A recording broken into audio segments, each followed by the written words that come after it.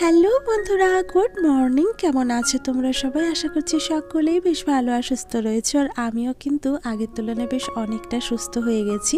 তাই সকাল সকাল একটা ফ্রেশ মুড নিয়ে তোমাদের সাথে আবারও ভিডিও শেয়ার করতে চলে এসেছি। আজ হলো 10ই ফেব্রুয়ারি, শনিবার। আর এখন ঘড়িতে ওই সকাল 8টা মতন বাজছে। আর এখন থেকেই তোমাদেরকে সঙ্গে করে নিয়ে আজকের ভিডিওটা এখান থেকে শুরু করছি। ভিডিওটা স্কিপ না করে পুরোপুরি দেখার অনুরোধ করছি। আশা করছি বন্ধুরা তোমাদের খুব ভালো লাগবে। চলো তাহলে ভিডিওটা দেখতে থাকো।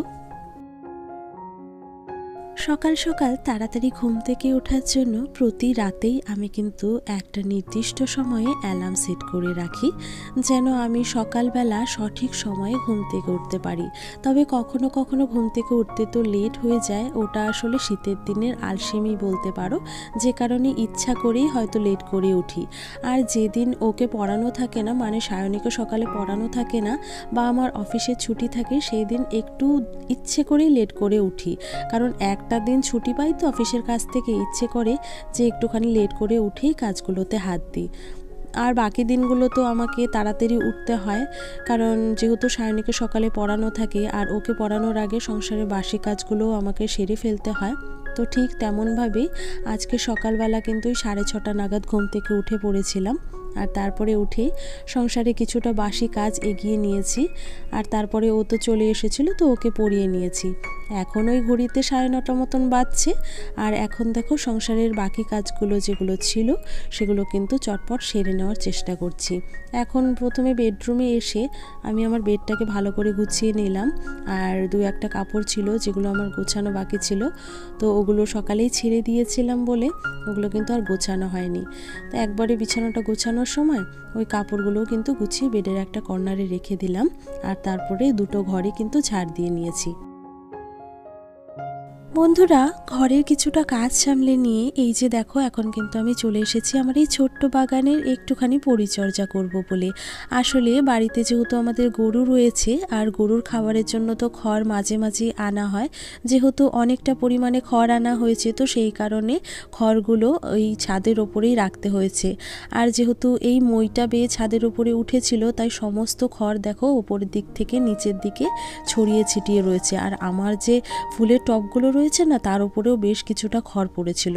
তো খুব ভালো করে একটা একটা করে আমি কিন্তু টবের থেকে সমস্ত খড়গুলো আমি সরিয়ে দিয়েছি। আর তারপরে দেখো এই জায়গাটাও কিন্তু খুব ভালো করে ক্লিন করে নিলাম।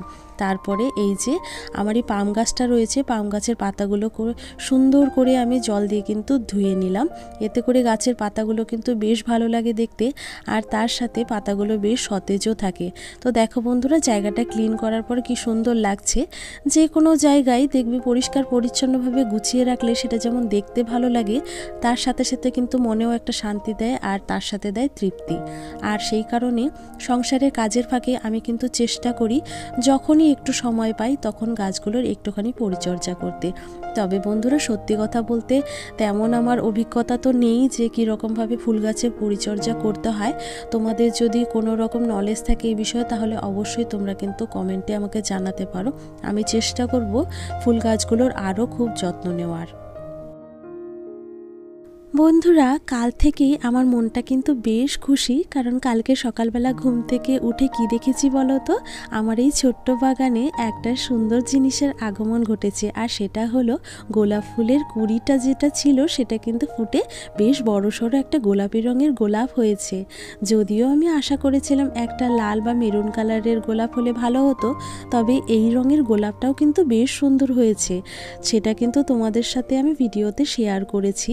জানি না তোমরা দূর থেকে বুঝতে পারলে কি না, তবে গোলাপটা কিন্তু অসাধারণ আর বেশ অনেকটাই বড় হয়েছে। আর নিচের হাতে লাগানো গাছ যদি এত সুন্দর হয় তাহলে কার না ভালো লাগে। ঠিক তেমন আমারও কিন্তু বেশ আনন্দ হয়েছিল যখন আমি দেখেছি যে গোলাপ ফুলটা এত সুন্দরভাবে ফুটেছে। তো যাই হোক বন্ধুরা, এই যে দেখো তোমাদের সাথে বেশ খানিকক্ষণ গল্প করতে করতে এর মাঝে কিন্তু অনেকগুলো কাজ আমি সেরেও নিয়েছি। ঘরে যে টেবিলটা আমাদের রয়েছে, টেবিলটা বড্ড অগোছালো ছিল, যেহেতু প্রতিদিনের ব্যবহারের জিনিসপত্রগুলো এখানে থাকে, তো সেই কারণে প্রত্যেক দিনই কিন্তু টেবিলটা এলোমেলো হয়ে যায়। তো সেই কারণে ওই যে বাগানের পরিচর্যা করে আসার পরে ঘরের কিছুটা কাজ কিন্তু আমি সেরে নিয়েছি। আর তারপরে ওই যে আমার বেডশিট আর পিলো কভারটাও কিন্তু আমি বাইরে ভিজিয়ে দিয়ে এসেছি। তো তারই মাঝে ওদিকে জামাকাপড়গুলো কিছুটা সময় ভিজে থাকলে কিন্তু তাড়াতাড়ি পরিষ্কার করে নিতে পারবো। আর তারই মাঝে এই যে দেখো এখন বেডরুম দুটো কিন্তু মুছেও নিচ্ছি।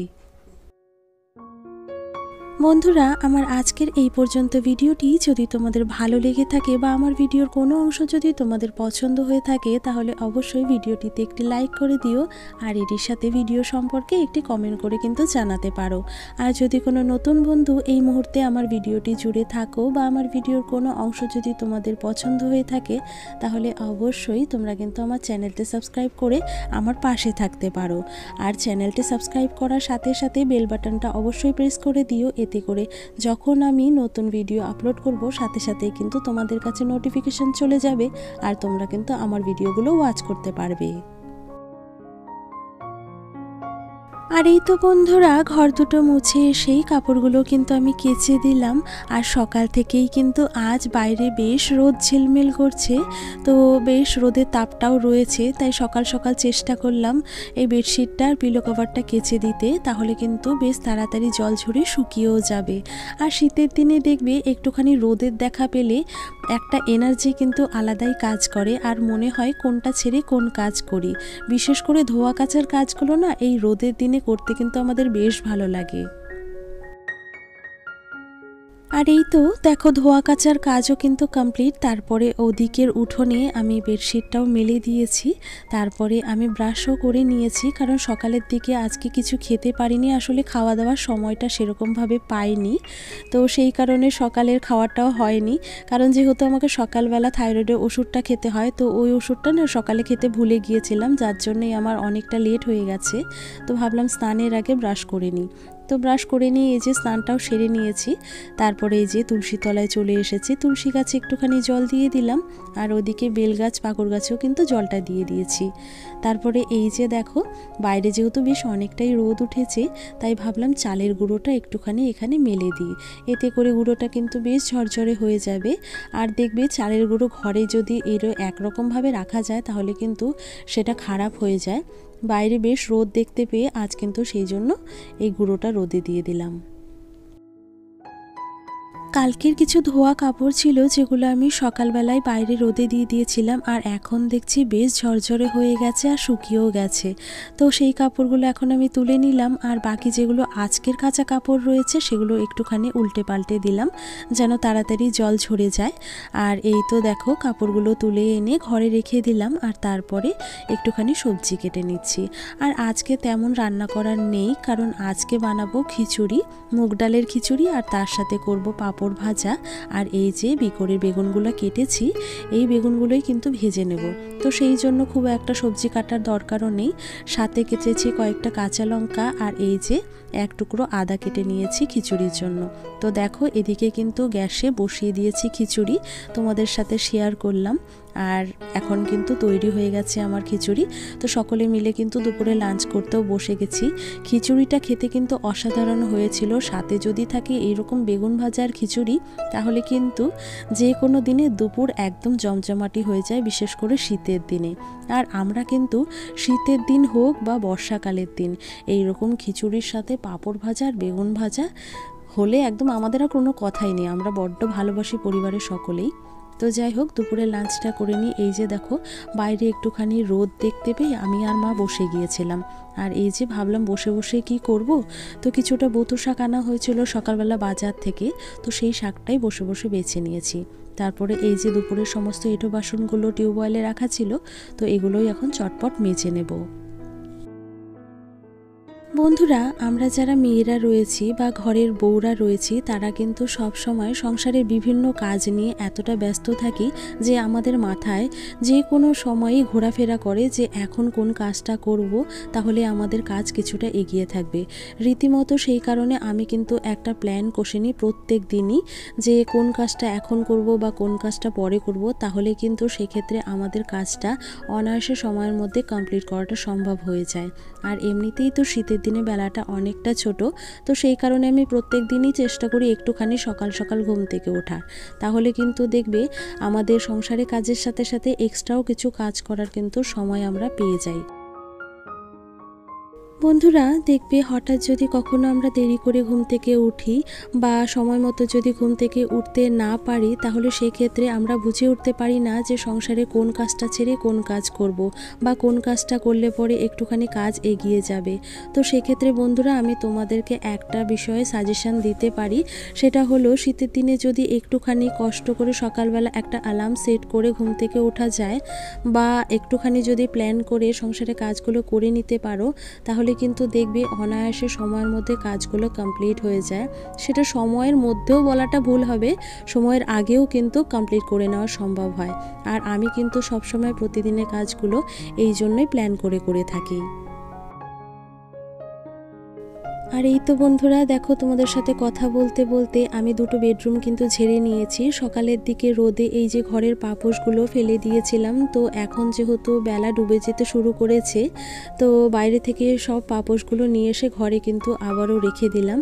আর এই যে বাইরে যে সমস্ত কাপড় আজকে ধুয়ে দেওয়া হয়েছিল সবটাই কিন্তু বেশ শুকিয়ে গেছে। তো কাপড়গুলো এনে দেখো এখন কিন্তু আমি চটপট করে গুছিয়ে নিচ্ছি। বন্ধুরা এই যে ফ্রকটা তোমরা দেখছো, এই ফ্রকটা বিয়ের অনেক বছর আগেই মা কিনে দিয়েছিল। তবে ফ্রকটা হয়তো খুব জোর বিয়ের আগে 2 থেকে 1 বারই পরেছিলাম, আর কিন্তু পরা হয়নি। কাল হঠাৎ আলমারি গোছাতে গিয়ে দেখলাম যে ফ্রকটা রয়েছে। তখনই মা বলল এটা দেখে যে তুই তো ফ্রকটা 2 বারই পরেছিস, তো ফ্রকটা বের করে রাখ আলনাতে, তাহলে তোর মনেও থাকবে আর তুই কিন্তু মাঝে মাঝে পরতেও পারবি। তো আমি ভাবলাম মা তো ঠিকই বলেছে, আমি যদি না পরি তাহলে ফ্রকগুলো কিন্তু এরকমভাবেই পরে থাকবে। আর জিনিসপত্র কষ্ট করে কেনার পর সেটা যদি ব্যবহার না করা যায় তাহলে এটা আরও বেশি কষ্টদায়ক হয়। তো সেই কথাটা চিন্তা করে এই যে দেখো আমি কিন্তু আলনাতেই রেখে দিলাম। তো চটপট সমস্ত জামা কাপড়গুলো আমি গুছিয়ে নিয়েছি। এখন এই যে মায়ের ঘরের বেডশিটটাও কিন্তু মা সকালে কেচে দিয়েছিল। আমি মাকে বলেছিলাম যে আমি তো বেডশিট কাচ্ছি আমার ঘরের, তো তোমারটাও দিয়ে দাও, আমি কেচে দিচ্ছি। তো মা বলল না, এমনিতেই তো ঠান্ডা লেগে গেছে, তার মধ্যে এতগুলো কাপড় কাচলে তো আরও ঠান্ডা লেগে যাবে। তো এই জন্যই দেখো মা কেচে দিয়েছিল। তো এখন আমি বেডশিটটা ঝটপট করে পেতে নেব। বন্ধুরা অনেকেই এমন রয়েছে যারা এই সংসারের টুকিটাকি কাজগুলোকে না বড়ই ঠুনকো চোখে দেখে। তারা মনে করে যে এই সংসারের কাজগুলো তুড়ি মেরেই শেষ করে ফেলা যায়।